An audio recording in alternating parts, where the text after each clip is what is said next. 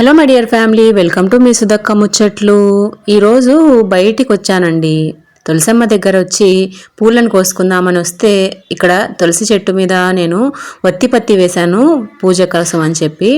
అలానే ఉంచేశాను. ఆ పత్తినైతే ఈ పిట్ట తీసుకొని పోయి తన గూడు కోసం అయితే తీసుకుంటూ ఉంది. వెంటనే క్యాప్చర్ చేశాను. చేతిలో సెల్ అయితే ఉన్నింది. తర్వాత మొన్న నేను చూపించాను కదా వీడియోలో తీసుకున్న ఈ దివాన్ సెట్ అంతా కూడా ఈరోజైతే పరిచానండి. అసలు మీకు చూపించానో లేదో నాకైతే వీడియోస్లో గుర్తులేదు, కానీ అందుకే ఈ క్లిప్ అయితే తీశాను. కానీ ఈ విధంగా పరిచాన కొద్దిసేపటికే పిల్లలంతా కూడా తీసేసి మళ్ళీ ఈ కింద బెడ్షీట్స్ అన్నీ తీసి మార్చేసుకున్నారులేండి. ఇదంతా కూడా క్లీన్ చేసిన తర్వాత నేను ఒకసారి బయటికి వెళ్ళాను. ఆ వీడియో అయితే లాస్ట్లో చూపిస్తాను చూడండి, మనకు చెట్లకు కాసిన పూలనైతే. ఇప్పుడైతే మన ఇంట్లోకి తీసుకున్న ఈ స్టీల్ బాస్కెట్ని చూపిస్తాను, వచ్చేసేయండి.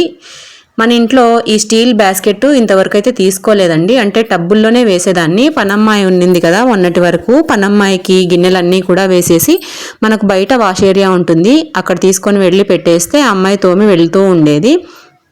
రీసెంట్గా పన్నమ్మాయినైతే వద్దని చెప్పేశానండి. నేనైతే ఆ బయట గేట్ దగ్గర కసువు ఊడ్చేదానికి, ఇంటి ముందర కసువు, అంట్లు, ఈ 3 పనులకు పనమ్మాయిని పెట్టుకున్నాను కదా. అంట్లకి నువ్వు ఏ టైంలో వచ్చినా పర్వాలేదు, ఇంటి ముందర కసువుకు మాత్రం పొద్దున్నే వచ్చి చేయమ్మా అని చెప్పాను స్టార్టింగ్లో అయితే సరే అని చెప్పింది. తర్వాత మార్నింగ్ 9కి 9:30కి కసువు అది ఊడ్చేది. పిల్లలంతా వెళ్ళిపోయిన తర్వాత, మా వారు డ్యూటీకి వెళ్ళిన తర్వాత కసువు అది ఊడ్చేది. ఇక వద్దని చెప్పేశాను. అందుకే నేను ఇక టబ్బుల్లో అవసరం లేదు, ఈ గిన్నెనైతే తెచ్చుకుందామని చెప్పి గిన్నెని తెచ్చేసాను ఈరోజు. తర్వాత ఈరోజు మనోజ్ అయితే ఇంట్లో ఉన్నాడు. వాడిని తీసుకొని కందిబేళ్ల జిన్నుకైతే వెళ్ళానండి. కందిపప్పు సంవత్సరానికి సరిపడా తెచ్చేసుకున్నాను. ఈ వైట్ కవర్లో అవి పెసలండి. ఇవి 2 మనం ఎండకు పెట్టేసుకుందాము. నెక్స్ట్ వీడియోలో చూపిస్తాను నేను ఎండకు పోసి సంవత్సరం అంతా కూడా ఎలా వీటిని నేను సేవ్ చేసుకుంటాను అని చెప్పి. తర్వాత బియ్యం కూడా నేను సంవత్సరానికే తీసేసుకున్నానండి. ఇంతకీ ఈ బాస్కెట్ 650 చెప్పారండి. ఇక నేనైతే దీన్ని 500కి బేరం చేశాను. లాస్ట్కి 550కి అయితే ఇచ్చారండి. చాలా వెయిట్ అయితే ఉంది. స్టీల్ కూడా మంచి క్వాలిటీదే. ఇక మేలా కాదా అనేది తప్పకుండా కమెంట్ చేయండి. మీరు ఇది వరకు ఎప్పుడైనా మీరు కొని ఉంటే ఈ మధ్యలో. చాలా బాగా అనిపించింది. ఇక నాకు ఎందుకో తీసుకోవాలని చెప్పి ఈరోజైతే తెచ్చేసుకున్నాను.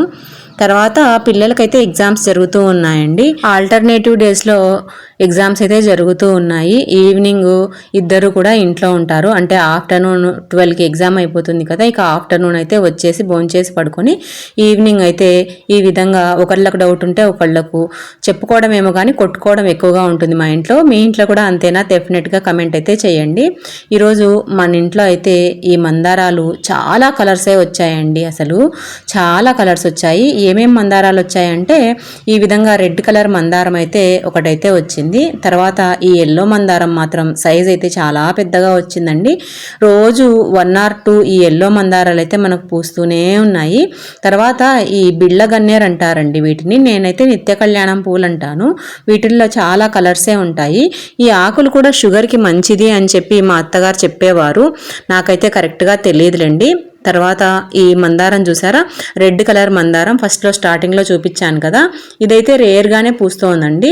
మనకు చిన్న కుండీలోనే ఈ ముద్ద మందారం చెట్లు కూడా ఉన్నాయండి. దానికి కూడా పువ్వులు అయితే స్టార్ట్ అయిపోయాయి. ఏంటో తెలియదు, వర్షాకాలం అయితే ఒక్క మొగ్గ రాలేదు, కానీ ఇప్పుడు ఎండలు స్టార్ట్ అయ్యాయో లేదో విపరీతమైన మొగ్గలైతే వచ్చేసాయి మందారం చెట్టుకు. మందారంలో నా దగ్గర ఇంకో వెరైటీ కూడా ఉందండి.